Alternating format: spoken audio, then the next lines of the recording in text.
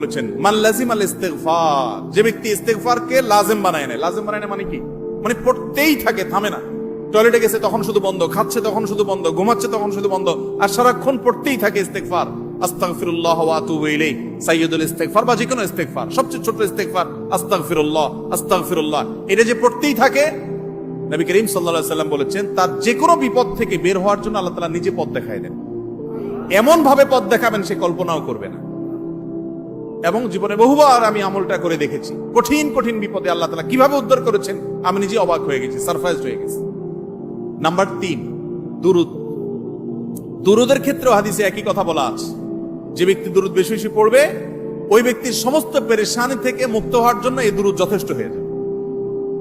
তাহলে 3টা আমলের কথা বললাম, দোয়া ইউনুস, লা ইলাহা ইল্লা আনতা সুবহানাকা ইন্নী কুনতু মিনাজ জালিমিন, আরেকটা হলো ইস্তিগফার বেশি বেশি, আরেকটা হলো